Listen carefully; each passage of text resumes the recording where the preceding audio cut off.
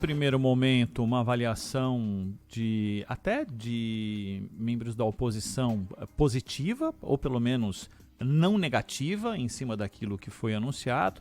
O mercado tem, no movimento da Bolsa de Valores da Bovespa, uma alta de 1,35%, com 103 mil pontos. O dólar vai caindo 0,5%, o euro subindo 0,04%. Os primeiros passos depois do anúncio oficial, finalmente temos o arcabouço fiscal divulgado, Zaidan. Bom, a reação é esperada, porque o pacote é consistente, é realizável. Inclusive, líderes da oposição que se reuniram com o Alexandre Padilha, é o caso do Rogério Marinho, o Hamilton Mourão, que era vice-presidente do Bolsonaro, e a reação foi de apoio à ideia geral do pacote, ou seja, mesmo a oposição não deve apresentar obstáculos relevantes ali à tramitação. Claro que no Congresso há sempre a possibilidade, é quase invariável que haja mudanças, né? Quase invariavelmente há mudanças em textos quaisquer enviados pelo governo para o Legislativo. Isso é natural. O problema é quando modificam a essência do texto ou quando colocam e aprovam coisas que nada tem a ver com aquele projeto, que são os jabutis. E há metas que são interessantes e algumas serão decisivas, né? Inclusive a promessa contida nesse projeto de se alcançar superávit primário em 2025 e ampliá-lo em 2026, provavelmente com a ideia de que no ano que vem o déficit já seja zerado. Então, não é fácil. Há problemas, é claro. O próprio Haddad disse que não se trata de uma bala de prata, mas sim de um plano de voo. Como vai ser o voo, que dificuldades haverá pelo caminho, não é possível prever. Muitas variáveis, né, Zaidan? Variáveis, muitas delas não são controláveis. Internacionais, né? Internacionais, claro. É claro, a pandemia já virou um exemplo clássico, né? Negócio inesperado que de repente vem e desaba sobre o mundo e mexe com a economia, com a organização social, com níveis de qualidade de vida. Agora, apesar disso, o plano é consistente e é realizável.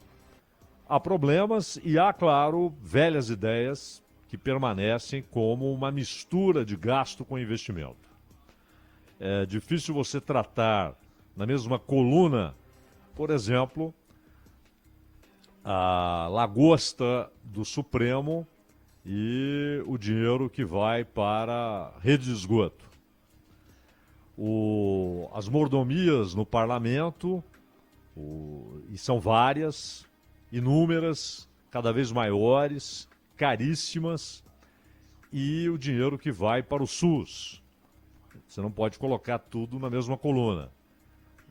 Existe investimento social, com retorno, inclusive, porque quanto melhor o serviço público, você reduz o gasto que você tem para tentar remediar os problemas do serviço público.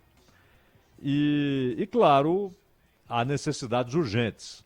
Aí está o primeiro problema. Quando se fala em correção do investimento apenas pela inflação, você parte de uma premissa errada, de que o nível de investimento já é adequado e você só corrige agora pela inflação passada. Isso é ruim, porque o nível de investimento é baixíssimo no Brasil. Reduziu-se, inclusive.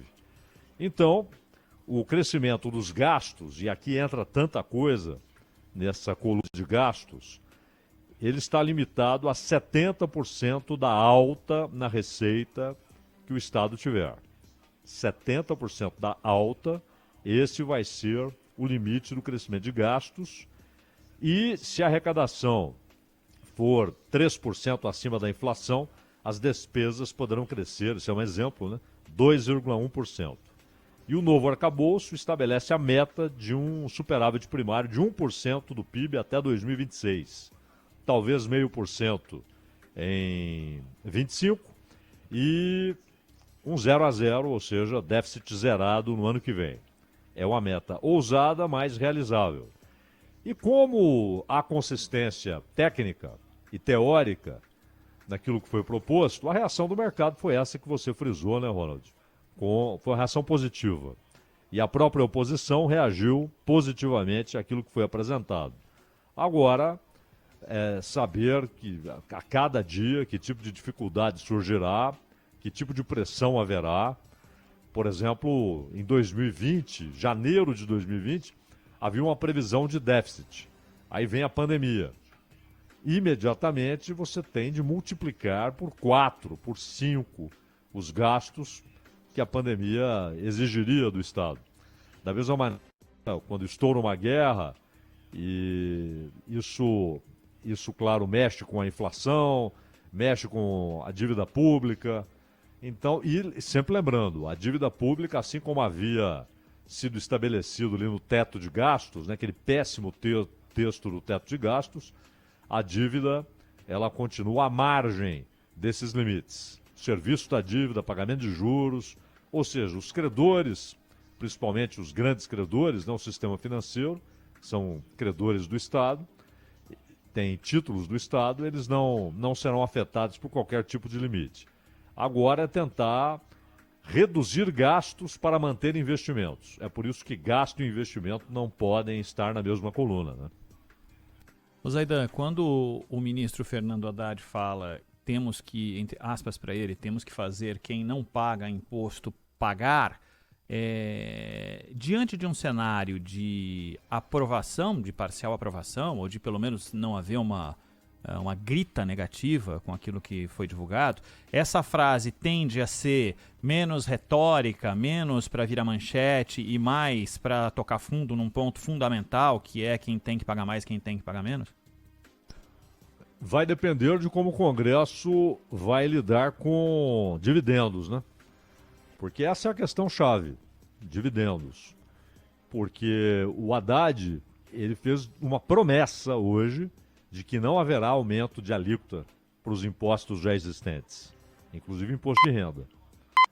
E isso foi recebido muito bem pela sociedade de maneira geral. Não haverá aumento de alíquota.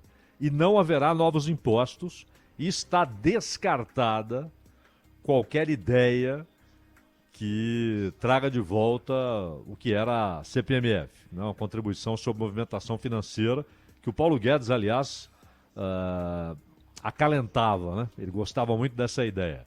E já dissemos aqui, essa é uma ideia que só é pertinente se for um imposto único, se ele substitui todos os outros. Senão ele é um imposto a mais e um imposto inflacionário. Em qualquer outro cenário, ele é um imposto a mais e um imposto inflacionário. Então o Haddad diz que não haverá nova CPMF, não haverá aumento de alíquota, nem para a pessoa jurídica, nem para a pessoa física, nos diversos impostos que existem.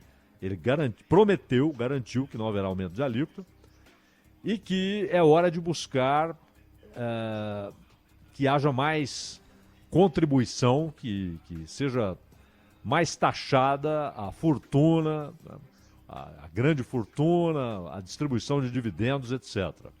É claro que quando você projeta o que seria a arrecadação em cima disso, que hoje não se arrecada, o impacto não é grande. E aí está o grande desafio: como aumentar a arrecadação sem aumentar a alíquota dos impostos existentes, sem criar novos impostos e sem pensar, nem sequer pensar em CPMF. Não basta taxar fortunas ou mesmo taxar dividendos. Taxar dividendo é algo que o Brasil deveria fazer corriqueiramente. Deixou de fazer no governo Fernando Henrique, que fazia antes, e deixou de fazê-lo no governo Fernando Henrique. Foi um erro. E até hoje não conseguiu restaurar isso, até pela resistência que há no próprio Congresso. Agora, como aumentar então a arrecadação? Só existe um caminho, que é aumentar a atividade econômica, que é produzir mais, crescer mais.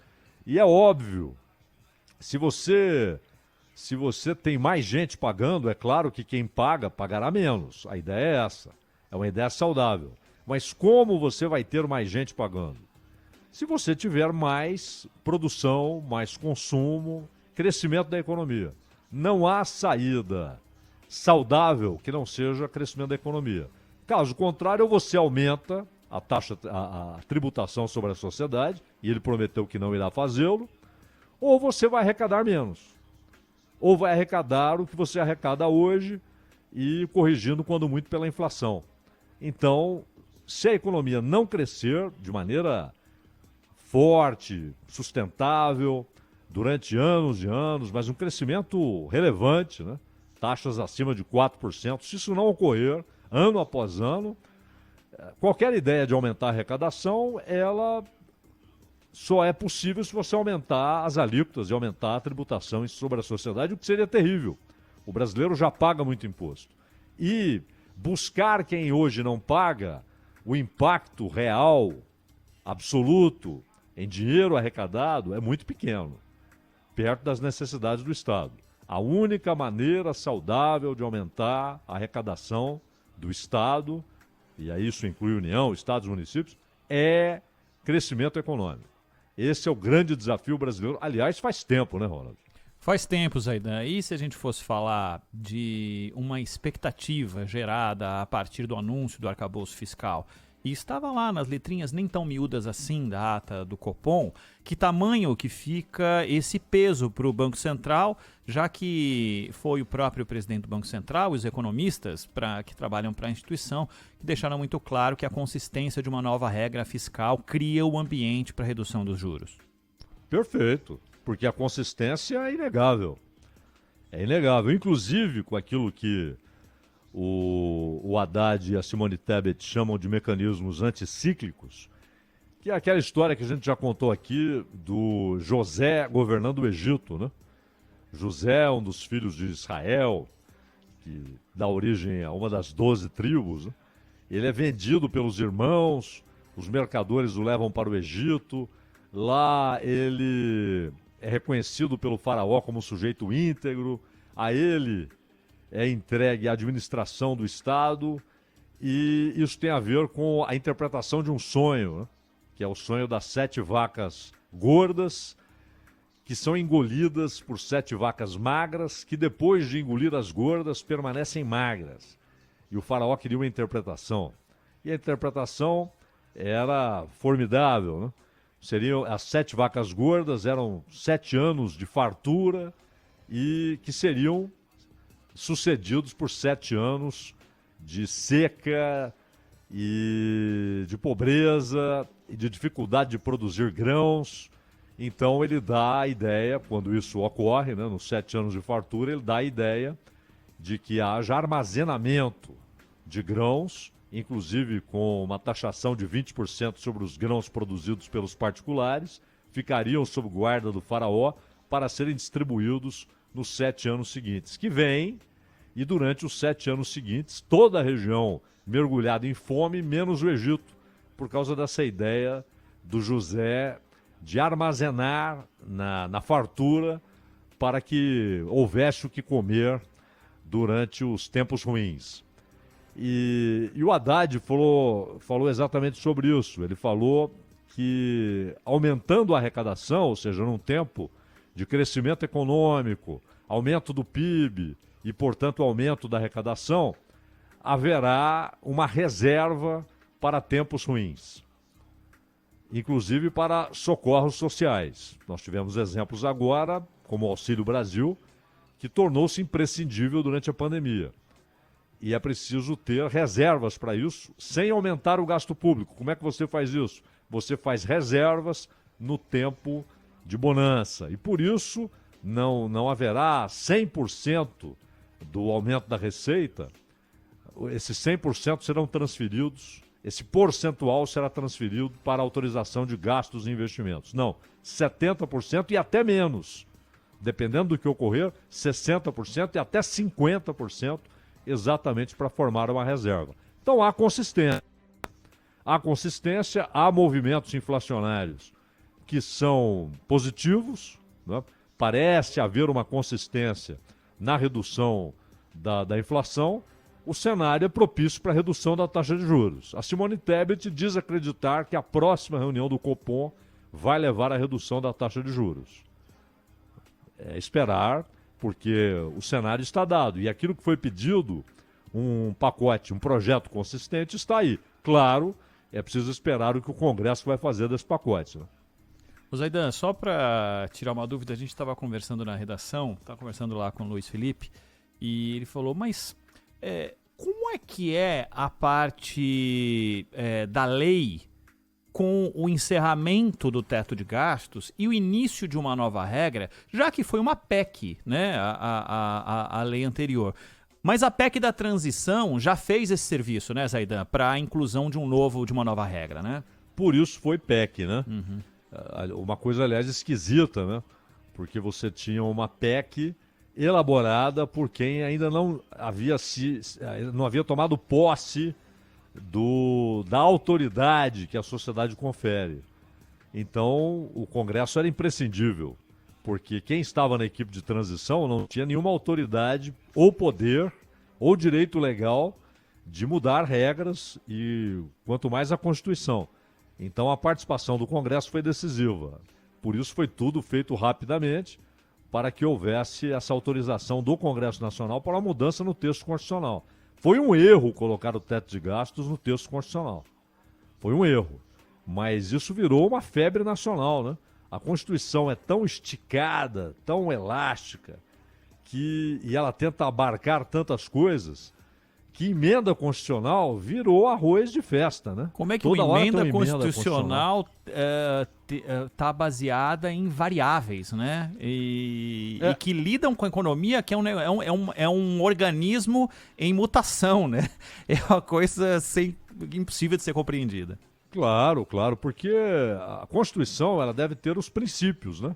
Olha, esses são os princípios que devem reger todas as leis e toda a atuação do poder público. Esses são os princípios. As leis ordinárias o Congresso vai fazendo. O Constituinte fez a carta que é a referência, a baliza, o limite para todo o resto. Se você começa a colocar nessa carta tudo, inclusive o que deveria ser lei ordinária, você vai fragilizando a própria Constituição, né? Ela tem de ser emendada toda hora, emendada e remendada, porque as emendas depois precisam ser derrubadas e substituídas, né?